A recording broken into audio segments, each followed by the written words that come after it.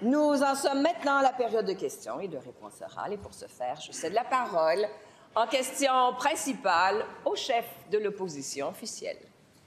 Merci beaucoup, Madame la Présidente. Pour mémoire, en 2014, après le 18 mois du PQ de Pauline Marois, le déficit était de 5,6 milliards de dollars. 4 ans du gouvernement libéral, surplus budgétaire de 7 milliards de dollars. Retour en arrière avec la CAQ à partir de 2018, comparable à des années péquistes, nouveau record, plus de 15 milliards de dollars de déficit. Et les Québécoises et les Québécois sont doublement perdants. La CAQ a perdu le contrôle des finances publiques et les Québécoises et Québécois n'ont pas accès aux services publics. En santé, à la fin de ce deuxième mandat caquiste, force est de constater que l'Agence de santé est bien davantage une agence de recouvrement. La première tâche, couper 1,5 milliard de dollars pour l'année financière en cours parce qu'ils n'en ont plus d'argent. La PDG, Mme Biron, l'a clairement dit. Il faut que le réseau contribue à réduire le déficit de l'État. Fin de la citation.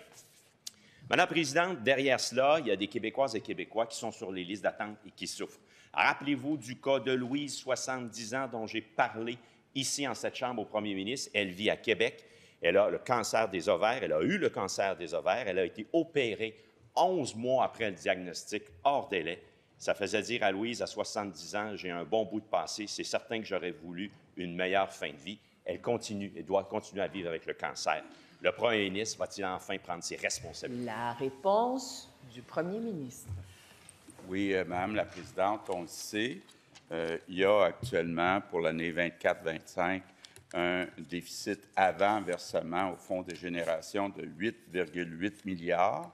Essentiellement, ce déficit vient de deux choses. Un, des augmentations de salaire de 17,4 qu'on a données aux employés de l'État. Et deux, des baisses d'impôts qu'on a faites pour la classe moyenne. Donc, j'aimerais entendre le chef de l'opposition officielle avec laquelle les deux mesures, il n'est pas d'accord. Maintenant, Madame la Présidente, la pire menace qu'on a actuellement pour les finances publiques du Québec, c'est d'avoir un tarif de 25 sur toutes les exportations aux États-Unis. Or, je souhaiterais que le chef par intérim du Parti libéral du Québec m'appuie pour demander à Justin Trudeau de renforcer les mesures pour protéger, pour sécuriser la frontière, pour éviter ce 25 qui serait dramatique pour les finances publiques du Québec. S'il vous plaît, une seule personne a droit de parole. Première complémentaire, c'est le chef de l'opposition officielle. Dans la 7e année caquiste, on le constate, la pire menace aux finances publiques, c'est le gouvernement caquiste. Voilà. C'est ça, la pire menace aux finances publiques. Il faut qu'il sorte de là, Madame la Présidente. Il y en a, on s'est fait des dégâts, là. On a-tu hâte aux élections dans 2 ans? Mais le 2 ans qui est devant nous, là, il va être dur.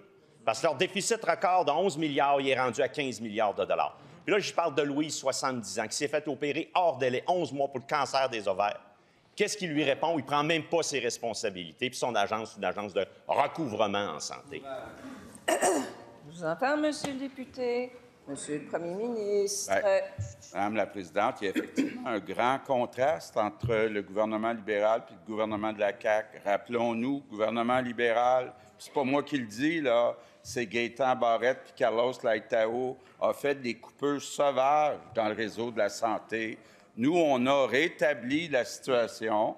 On a donné des augmentations de salaire de 17,4 On ne sait toujours pas si le Parti libéral est d'accord ou non avec ça. On a baissé les impôts de la classe moyenne. Je pense que les 3 partis d'opposition sont contre ça, les baisses d'impôts. Donc, il y a juste la CAQ qui se soucie du portefeuille des Québécois.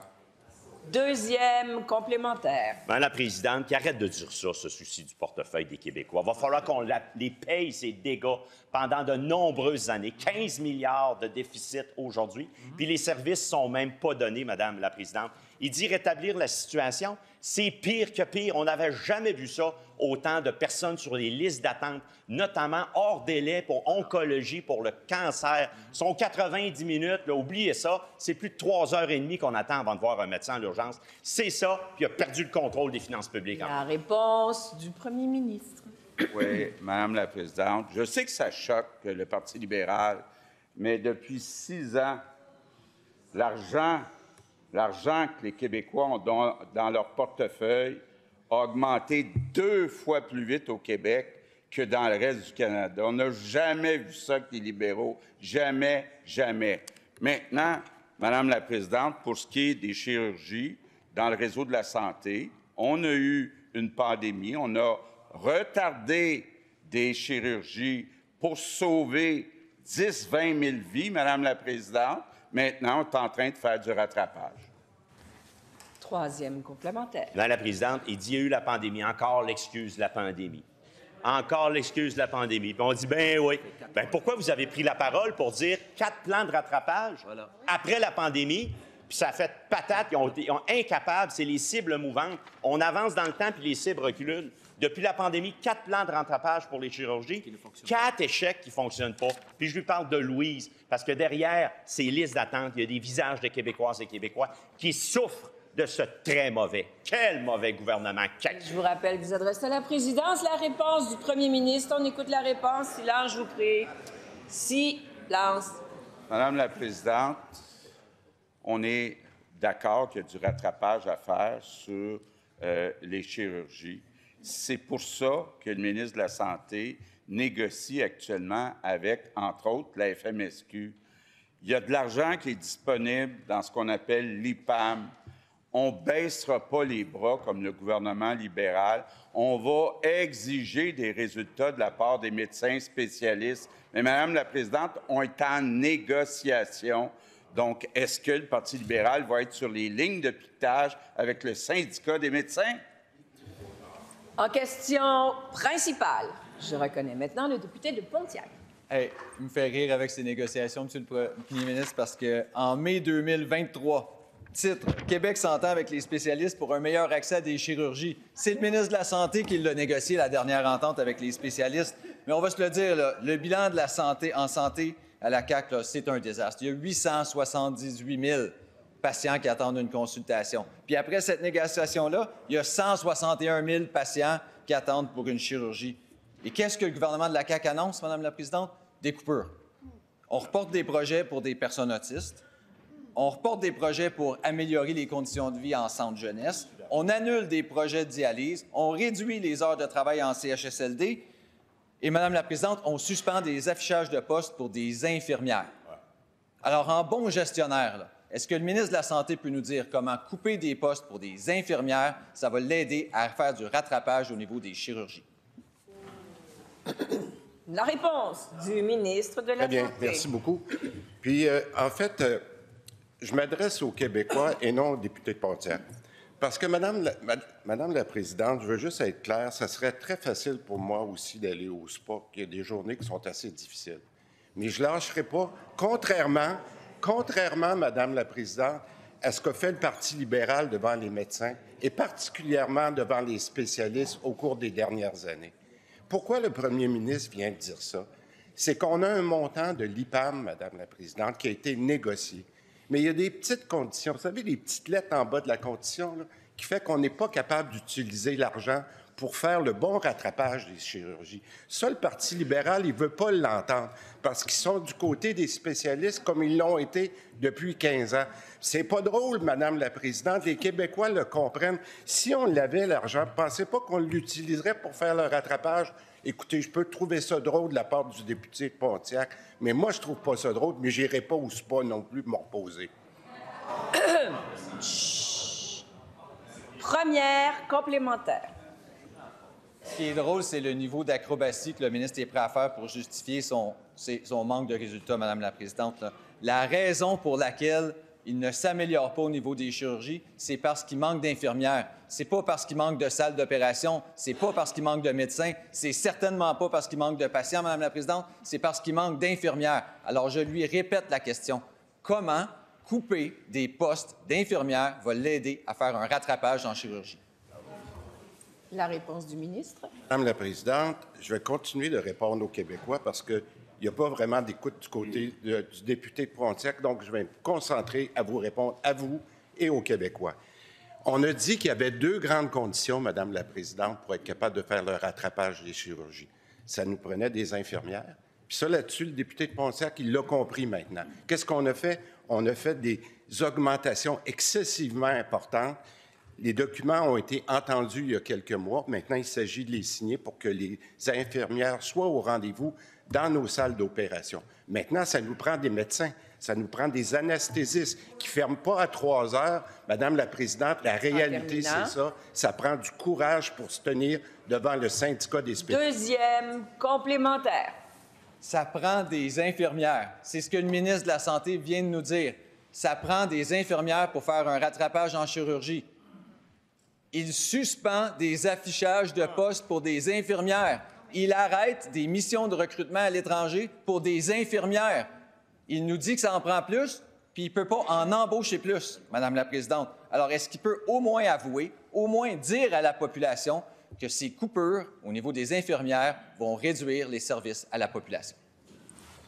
La réponse du ministre. Madame la Présidente, si le député de Pontiac connaissait les détails de ce que je vais expliquer, ça me ferait plaisir de prendre tout le temps qu'il voudrait pour l'expliquer. Je ne suis pas sûr que je vais avoir de l'écoute, Madame la Présidente. Donc, je vais vous le dire à vous aussi. Les postes vacants en ce moment qui ont été mis de côté pour une raison bien simple. Ce qu'on demande à Santé Québec avec leur arrivée dans quelques jours, c'est de regarder toute l'organisation du travail. Pourquoi qu'on a demandé de la flexibilité dans nos conditions de travail de la dernière convention? C'est pour être capable de mettre les bonnes personnes au bon moment dans les bonnes salles. C'est pas pour rien qu'on prend un peu de recul aujourd'hui et on dit qu'il y a des postes vacants, mais est-ce qu'on veut les conder? Je le sais qu'il ne veut pas entendre la réponse, Madame la Présidente, mais ça ne me dérange pas parce que nous, on fait ce qu'on a à faire puis on va avoir la discussion avec la... En question principale, je reconnais maintenant la députée de Westmount-Saint-Louis.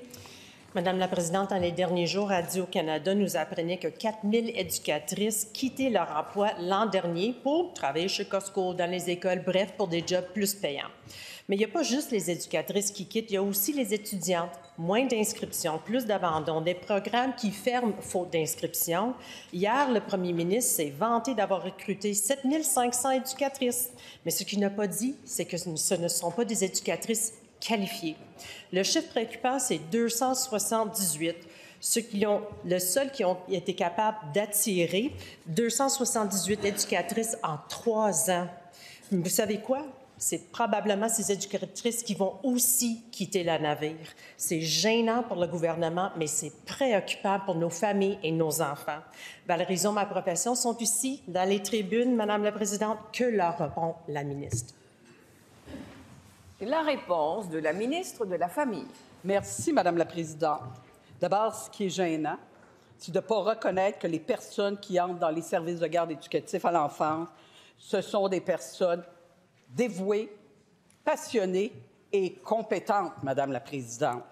Et d'insinuer le contraire, c'est justement de dévaloriser la profession. Le 7 500 places, Madame la Présidente, il est au net, c'est-à-dire que c'est 7 500 places plus d'éducatrices qui sont entrées que celles qui sont sorties. Par exemple, pour aller à la retraite. Oui, il y a le diplôme d'études collégiales qui est qualifiant, mais il y a d'autres processus aussi qualifiants à l'intérieur des services de garde éducatifs à l'enfance, dont l'attestation d'études collégiales. Dans les 3 dernières années, Madame la Présidente, c'est 8 500 éducatrices qui ont été diplômées avec le certificat d'études collégiales. Et effectivement, pour avoir la qualification telle qu'on l'entend, ça va se joindre à 4 990 heures dans le réseau, Madame la Présidente. En terminant. Alors, je pense que pour les familles du Québec, on doit valoriser la profession et non pas faire le contraire. Première complémentaire. La Présidente, depuis l'arrivée de la CAQ, on a baissé le ratio d'éducatrices qualifiées. On a des bris de services comme jamais vu en raison de la pénurie. Les éducatrices et les étudiantes, ils quittent le navire. Le résultat, c'est que la qualité baisse partout. Puis c'est pas moi qui le dis, c'est l'AVG.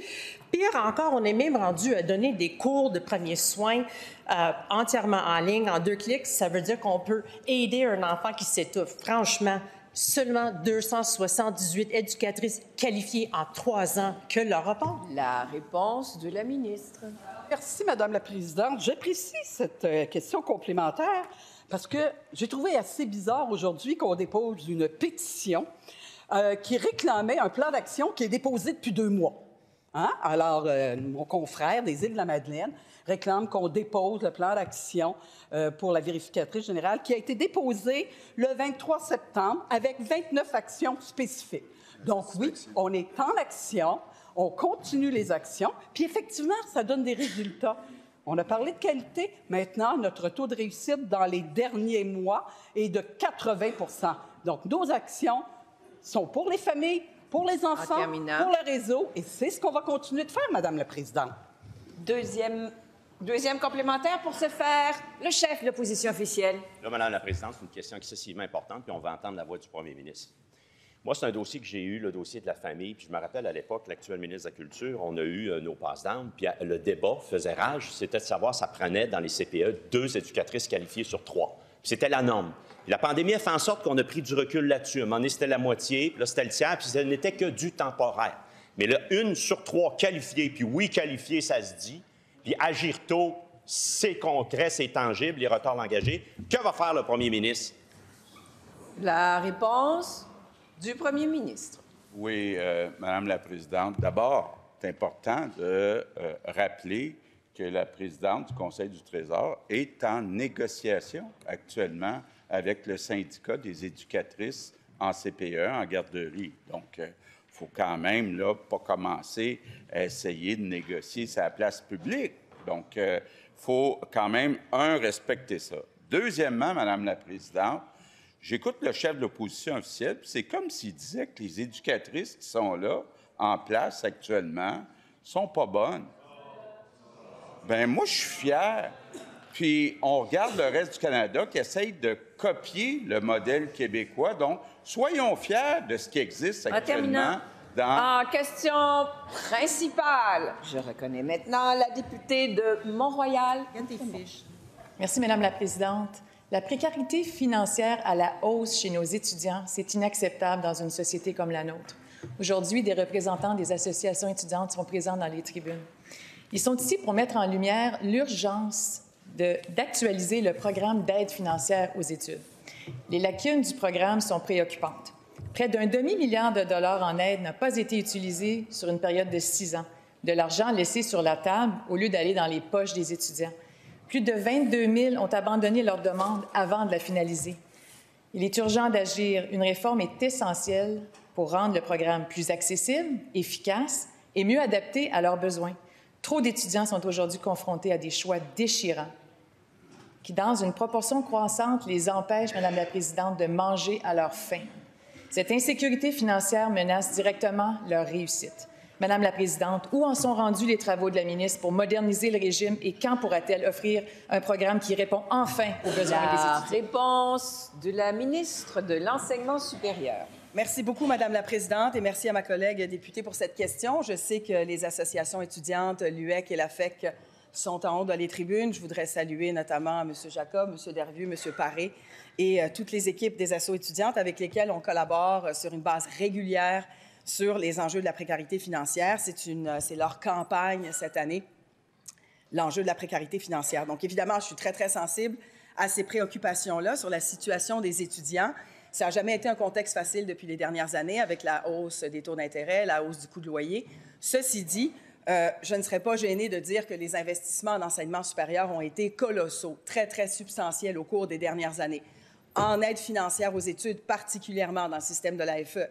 Le système de l'AFE est un programme qui est le plus généreux au pays quand on se compare à d'autres provinces en termes d'aide financière aux études. Il a été bonifié.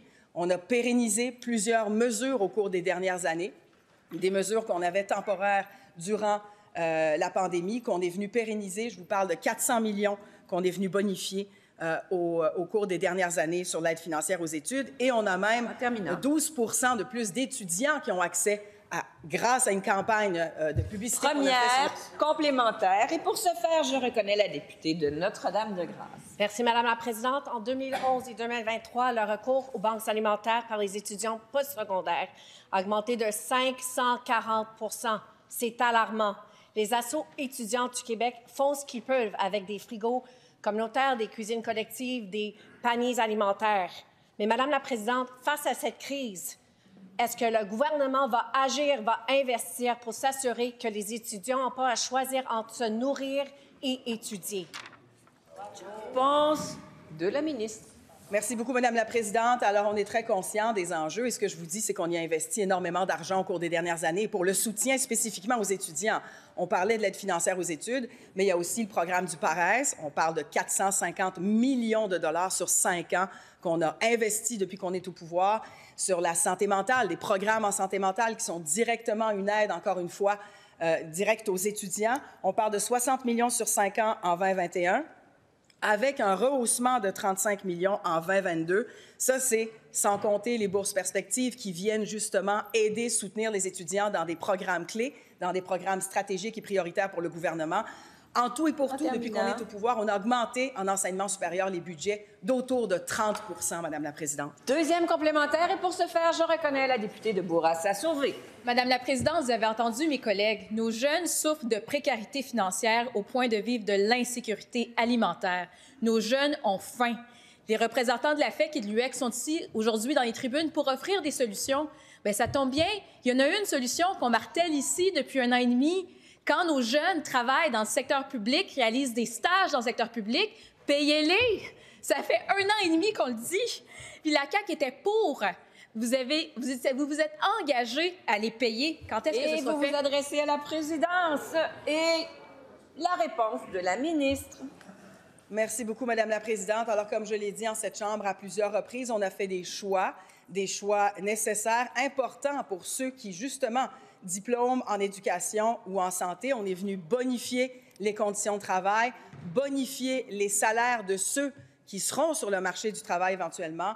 Encore une fois, on a les droits de scolarité les plus faibles en Amérique du Nord. On a des programmes de soutien qui sont extrêmement généreux pour les étudiants. Alors, je suis consciente qu'il y a des enjeux. On va continuer de travailler avec les assos étudiantes comme je le fais depuis le début du mandat. On les rencontre sur une base régulière. On va travailler avec eux. On regarde en termes d'insécurité alimentaire. En terminant, c'est qu'on agit, on est là. Les sommes ont été très généreuses depuis que nous sommes au pouvoir. En question principale, je reconnais maintenant le chef du deuxième groupe d'opposition. Merci, Madame la Présidente. On aura beau construire les plus belles écoles, on aura beau former les meilleurs profs, on aura beau mettre des uniformes ou enlever les cellulaires des classes, un enfant qui a faim, c'est un enfant qui n'est pas capable d'apprendre. Ça fait des mois que je parle au premier ministre des enfants qui ont faim dans nos écoles. Ça fait des mois que j'attends un geste, une intention, un indice que le premier ministre a compris que la situation empire puis que ça ne peut plus durer. Ces enfants-là n'ont pas de lobby. Ces enfants-là ne siègent pas au Conseil des ministres. Il n'y avait rien pour ces enfants-là dans la mise à jour économique. Alors, je me lève, encore une fois, pour plaider leur cause. On est capable au Québec de nourrir tous nos enfants. On a les moyens de le faire. La majorité des Québécois nous demandent de le faire. Et partout où ça se fait dans le monde, ça génère des milliards de retombées positives. Le premier ministre nous le rappelle souvent. Gouverner, c'est faire des choix. Donc, j'ai une question toute simple pour lui aujourd'hui. Est-ce qu'il pourrait nous donner un exemple, un seul exemple, d'un investissement qui est, selon lui, plus important pour le Québec que de nourrir nos enfants? La réponse du premier ministre. Oui, Madame la Présidente. D'abord, vous allez me permettre de prendre quelques secondes pour saluer le chef du deuxième groupe d'opposition. On me dit que c'est sa dernière période de questions. Je lui souhaite de passer du bon temps en famille. Ça passe vite, ce temps-là. Je suis en train d'essayer d'organiser un souper demain soir avec mes 2 gars. C'est pas simple. Donc, qui en profite quand les enfants n'ont pas le choix puis qu'ils sont à la maison à temps plein. Madame la Présidente, le chef du deuxième groupe d'opposition a raison. Gouverner, c'est faire des choix. Par exemple, le choix d'ajouter des orthophonistes, d'ajouter des aides à la classe. Il y a 25 des enfants au Québec qu'on appelle des HDA qui ont besoin plus d'aide, qui ont le potentiel de réussir si on les aide, si et seulement si on les aide. Maintenant, Madame la Présidente, il y a effectivement, selon les études, 20 des élèves qui ne mangent pas à leur faim. C'est pour ça qu'on a doublé le budget pour nourrir ces enfants-là. Puis on va continuer à s'assurer qu'on sert bien puis qu'on aide ces 20 d'enfants. Ce que propose Québec solidaire, c'est de nourrir 100 des enfants, incluant les enfants des familles riches. On parle d'un coût de plus de 700 millions de dollars, Madame la Présidente. D'abord, il faut respecter la capacité de payer des Québécois. C'est important de dire. Il faut faire des choix, Madame la Présidente. Notre choix, c'est de s'occuper du 20 Première complémentaire. Le premier ministre a raison sur un point. Je propose qu'on nourrisse tous les enfants du Québec. En fait, je propose à tous les partis dans cette Chambre qu'on soit ensemble, la première génération d'élus politiques, à mettre au monde la première génération d'enfants de l'histoire du Québec qui connaîtra jamais la faim sur les bancs d'école. Si ça, c'est pas un bel héritage, je ne sais pas c'est quoi. J'aimerais que le premier ministre me réponde. Qu'est-ce qui est plus important que ça, selon lui? La réponse du premier ministre. Madame la Présidente, je pense que le chef du deuxième groupe d'opposition puis moi, on est assez d'accord pour dire que la priorité des priorités, ça devrait être de s'occuper de nos enfants. C'est pour ça qu'on a fait le choix, depuis 2018, d'augmenter de 50 le budget en éducation. 50 en 6 ans, Madame la Présidente. Maintenant, qu'est-ce qu'on fait avec cette augmentation de 50 Bien, il y a toutes sortes de services à donner à nos enfants, incluant d'offrir à manger aux 20 qui est malheureusement pas nourri ou pas de lunch à l'école. Donc, Madame la Présidente, je pense qu'on a fait un effort. 50 Deuxième complémentaire.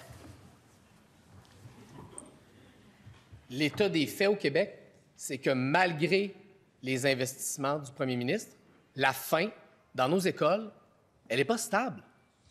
Elle augmente. La meilleure solution, celle qui est saluée partout dans le monde, c'est de nourrir tous les enfants. C'est ma dernière question depuis un petit bout. J'aimerais une réponse claire du premier ministre. Peut-il me donner un exemple, un seul exemple, d'un investissement plus important pour le Québec que de nourrir tous nos enfants? La réponse du premier ministre. Bien, Madame la Présidente, je répète ce que j'ai dit.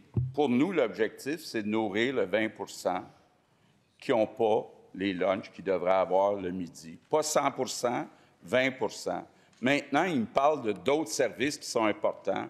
Offrir des services d'orthophonistes, offrir des services aux enfants qui ont des difficultés d'apprentissage, aux enfants autistes, aux enfants qui ont des déficits d'attention. Ces enfants-là ont le potentiel de réussir si on les aide.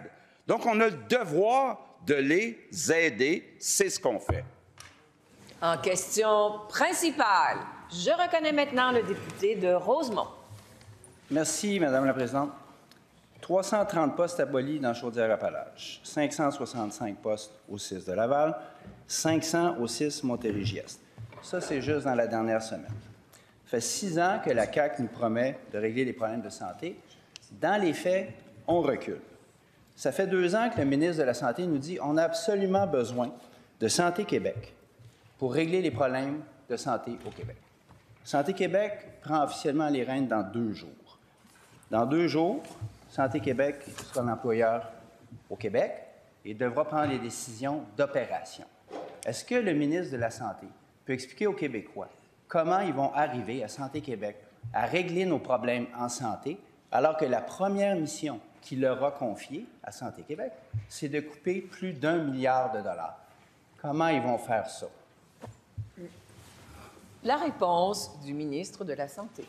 Bien, avec plaisir, Madame la Présidente. Ce que je veux répondre aux Québécois, et c'est très clair pour moi, qu'au cours des 2 dernières années, depuis qu'on a déposé le plan santé, on a fait une 50aine de mesures qui permettent de redonner des leviers de gestion à nos gestionnaires. Et ça passe par l'amélioration qu'on a faite de nos différentes fondations. de nos ressources humaines, les nouvelles conventions collectives avec les infirmières. On a réussi à baisser le TSO. Qui aurait dit, il y a quelques années à peine, qu'on serait capable de faire une réduction du TSO? On le fait, Madame la Présidente. Qui aurait dit qu'on pourrait éliminer la moitié des agences privées au cours de la dernière année? Il n'y a personne de l'autre côté de la Chambre qui pensait que c'était possible. Alors, qu'est-ce qu'on a fait, nous, depuis 2 ans? C'est de donner les leviers de gestion. Maintenant, ce qu'on fait avec Santé Québec, qui est un des éléments qu'on a mis dans le plan santé, c'est de dire maintenant, ces gestionnaires vont coordonner l'ensemble du réseau de 350 000 personnes et vont le coordonner d'une façon qu'on puisse respecter et nos budgets, mais aussi avoir de la rigueur budgétaire à l'intérieur. Et je pense que c'est exactement ce que nos gestionnaires vont faire au cours des prochains mois. Première complémentaire. On n'a pas entendu l'ombre du début d'une réponse à comment on fait pour améliorer des soins dans un réseau à bout de souffle quand la première chose qu'on doit faire, c'est de couper 1,5 milliard de dollars. On n'a pas eu de réponse de ça. Une autre contradiction, le ministre n'arrête pas de dire qu'on manque de personnel et qu'il veut redevenir un employeur de choix. La première affaire qu'il fait, c'est d'abolir des postes. Normalement, là, c'est un gestionnaire, on abolit des postes quand il y a trop de monde dans une organisation. Y a-t-il trop de monde dans le réseau de la santé? Tellement de monde qu'on doit abolir des postes? La réponse du ministre. Madame la Présidente, je l'ai mentionné et je vais le rementionner pour que les Québécois comprennent très bien. Les postes qui ont été mis de côté en ce moment, c'est des postes qui étaient vacants. Ils étaient vacants et ce qu'on demande en ce moment, on n'a pas mis du personnel à pied, là. On a dit aux gestionnaires, prenez un pas de recul, comme j'ai expliqué tantôt au député de Pontiac, puis dites-nous maintenant, au cours des prochains mois, comment on peut se réorganiser, notamment à la lumière des nouvelles conventions collectives qu'on a. C'est ça, Madame la Présidente, savoir gérer. On a eu le courage de redonner des leviers, Madame la Présidente, on a eu le courage de donner des leviers de gestion à nos gestionnaires pour qu'ils puissent opérer le système de façon efficace. C'est ce qu'on leur demande de faire en ce moment. Deuxième complémentaire. Là, le ministre dit on n'a mis personne à pied. Ça, je m'excuse, là, mais c'est pas tout à fait vrai. Parce que ce qu'on fait en ce moment, c'est qu'on pousse du monde vers la sortie, alors qu'on devrait essayer de les retenir. J'ai des témoignages tous les jours là, de gens qui travaillent dans le réseau depuis des années qui disent « J'ai perdu mon poste, je ne suis pas remplacé, quelqu'un est parti à la retraite, il n'est pas remplacé. » On pousse les gens vers la sortie. Alors, je repose ma question au ministre de la Santé. Y a-t-il tellement trop de monde dans le réseau de la santé qu'on va se permettre d'en mettre dehors? La réponse du ministre. La Présidente, encore une fois, j'ai expliqué, puis je sais que le député veut comprendre ce que je vais expliquer, donc je vais le faire avec délicatesse. Lorsqu'on a demandé à des gens de changer de poste, parce que, comme j'ai expliqué, dans certains cas, des mardis ou des mercredis, on avait trop de personnes, puis il nous manque des personnes dans les horaires défavorables, les vendredis soirs, les samedis, les fins de semaine. C'est ça, savoir gérer, Madame la Présidente. C'est ce qu'on demande à Santé Québec, de dire maintenant qu'on a de la flexibilité, qu'on a de la mobilité dans nos conventions collectives qui ont été signées à grand prix, Madame la Présidente. Il faut le reconnaître. Maintenant, nos gestionnaires ont cette possibilité-là. C'est ce qu'on va mettre en place dans les prochains mois. En question principale, je reconnais maintenant le chef du troisième groupe d'opposition. Madame la Présidente, depuis plusieurs années, nous sonnons l'alarme en ce qui concerne le réseau des services éducatifs à la petite enfance. Les CPE, c'est une réalité que je connais bien, ayant 3 enfants qui les fréquentent. On y retrouve des gens dédiés à qui on confie ce qu'on a de plus précieux dans la vie. Et il n'y a pas si longtemps, le secteur de la petite enfance, c'était une fierté nationale, un modèle québécois admiré partout dans le monde. Et puis est arrivé ce gouvernement et le joyau a été fragilisé. On voit la qualité des services chuter, des éducatrices qui sont à bout de souffle et qui quittent le réseau. On apprend ce matin leur remplacement par des employés non qualifiés. En 3 ans, sur 7 490 embauches, seulement 3,7 ont les qualifications. Et on a toujours une liste d'attente de 33 000 enfants. Le gouvernement doit prendre acte de la gravité de la situation, en tirer des conclusions politiques et donc réaliser que les éducatrices des CPE méritent d'être reconnues à leur juste valeur et qu'on doit développer en priorité le réseau CPE, pas le privé. Est-ce que le premier ministre accepte de prendre la responsabilité, après 6 ans, de ce déclin, de cette fragilisation des services à la petite enfance au Québec? La réponse du premier ministre. Oui. Madame la Présidente, d'abord, je rappelle que concernant les éducatrices, pour la première fois dans l'histoire du Québec, donc ça inclut les gouvernements du Parti québécois, dans la dernière négociation, on a fait des offres différenciées. On a donné des plus grosses augmentations de salaire aux éducatrices, aux enseignantes, qu'aux autres employés du gouvernement du Québec. Jamais un gouvernement du Parti québécois a accepté de faire ce genre de proposition. Maintenant, Madame la Présidente du Conseil du Trésor est actuellement en négociation avec le syndicat des éducatrices. On a réglé avec les infirmières, on négocie avec les médecins, on a réussi à s'entendre avec les enseignants-enseignantes. On négocie actuellement avec le syndicat des éducatrices. Et je trouve ça dur, le jugement que vient de poser le chef du troisième groupe d'opposition. Il nous dit « on était fiers du réseau des services de garde ». Donc, il nous dit aujourd'hui, puis il dit aux éducatrices qui sont en place, on n'est plus fiers du service que vous donnez aux familles du Québec. Bien, je ne suis pas d'accord avec lui. Première complémentaire. Je dis aux éducatrices et aux éducateurs, c'est qu'un salaire d'entrée de 18 à 21 $, c'est pas acceptable. Puis, la détérioration des conditions de travail non plus, c'est pas acceptable. Ça fait 6 mois que le rapport dévastateur de la vérificatrice générale a été déposé, puis on voit rien de concret depuis ce temps-là. Et oui, les faits que j'ai énoncés dénotent une fragilisation des services dans les CPE. Est-ce que le premier ministre prend la responsabilité de cela? La réponse du premier ministre. Bien, je viens encore d'entendre le chef du PQ dire que les services qui sont offerts actuellement dans les services de garde ne sont pas bons.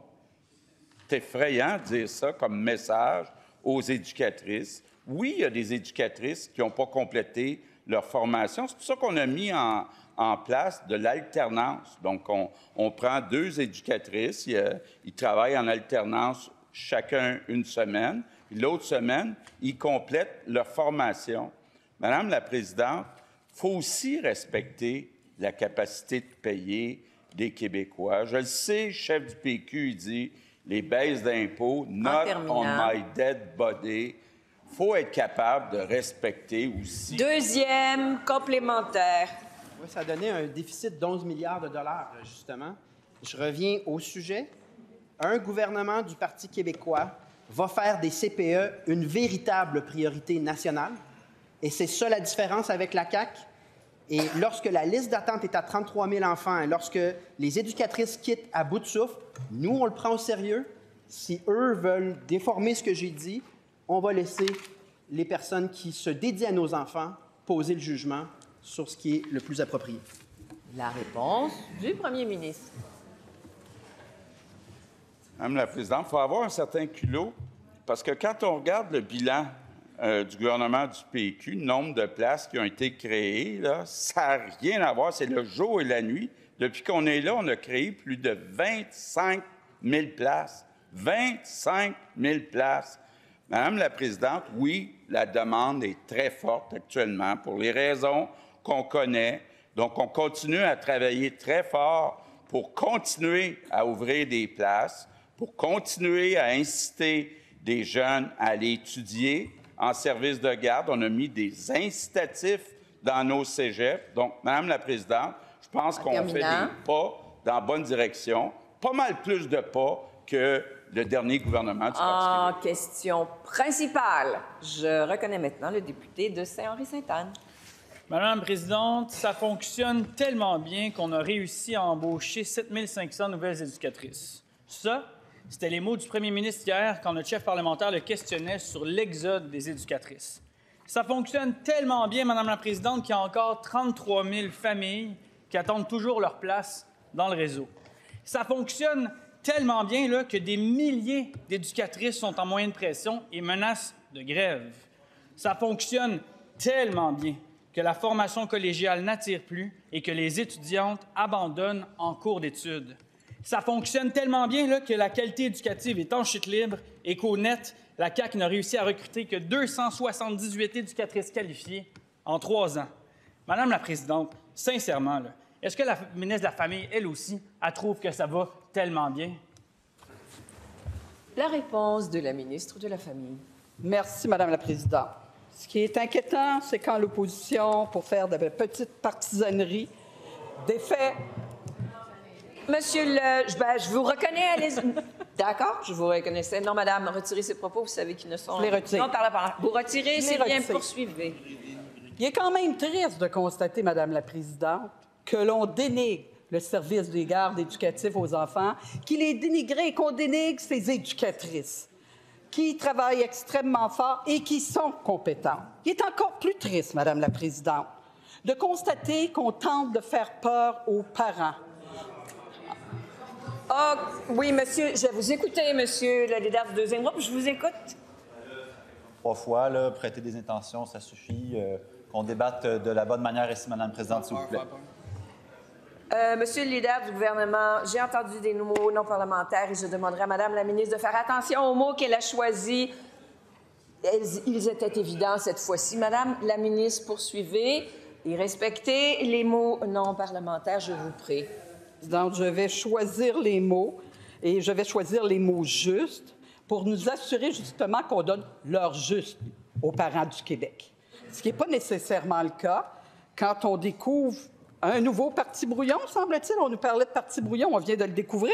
On fait signer les parents, on demande aux parents de signer une pétition pour réclamer un plan d'action qui est déposé depuis le 23 septembre, Madame la Présidente. Un plan d'action qui est déposé, qui est disponible pour tous les parlementaires, Madame la Présidente. Satisfaisant. Et qui, de plus, la vérificatrice du Québec s'est dit satisfaite du plan d'action. Donc, on travaille pour les familles et pour les enfants. Première complémentaire. Madame la Présidente, si la ministre est si fière de son plan d'action, qu'elle le dépose, parce qu'il n'est pas public, puis il n'y a personne ici qui l'a vu. Non.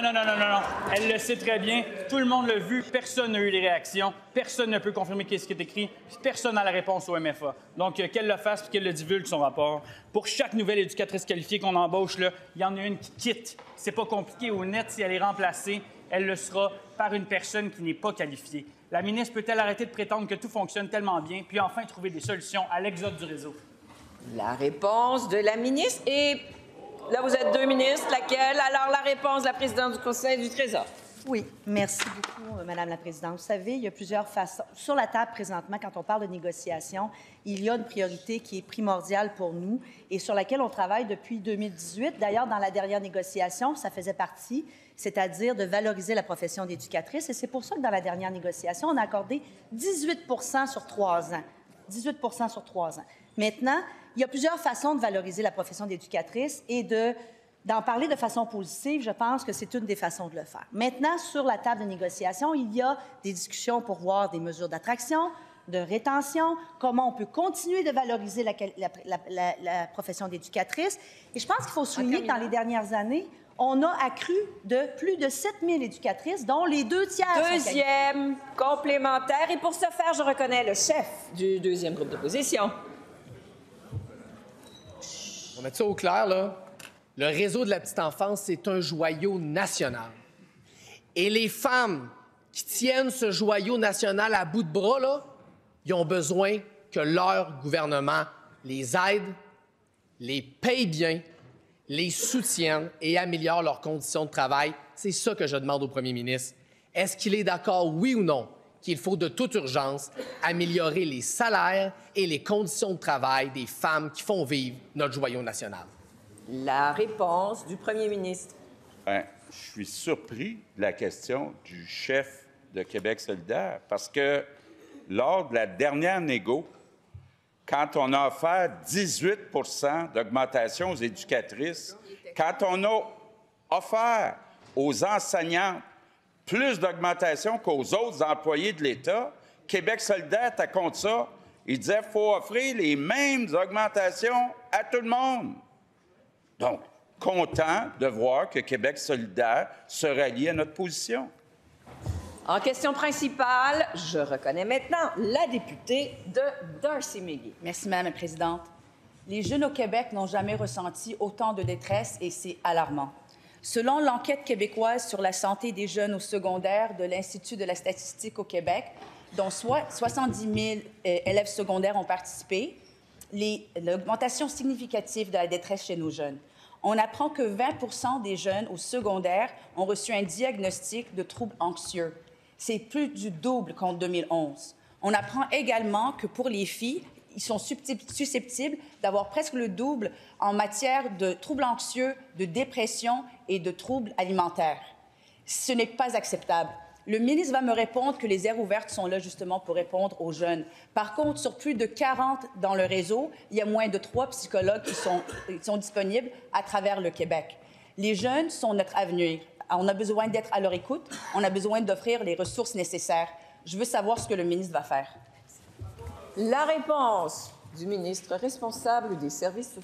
Merci, Madame la Présidente. Je remercie la députée pour sa question. Elle va me permettre de dire qu'on va continuer à faire ce qu'on fait actuellement, Madame la Présidente.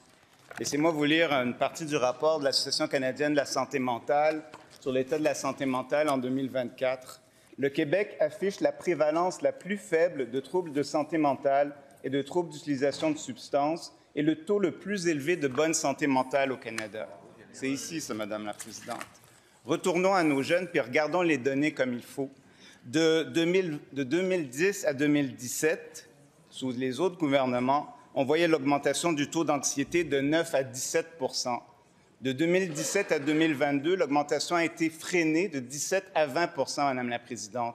Ça montre l'efficacité des mesures qu'on a prises. Épanouir avec la santé publique dans nos écoles, hors piste pour des activités dans la nature pour nos jeunes avec des troubles anxieux, le 811 Info Social pour ouvrir l'accès à tous nos jeunes, les aires ouvertes pour des rendez-vous, Madame la Présidente, pour du 100 rendez-vous en santé mentale. Le résultat de tout ça, je l'ai déjà montré ici, mais regardez ça une fois encore. Depuis avril 2023, la liste d'attente en santé mentale pour voir un professionnel en santé mentale, du jamais vu, Madame la Présidente. Période de questions et de réponses orales.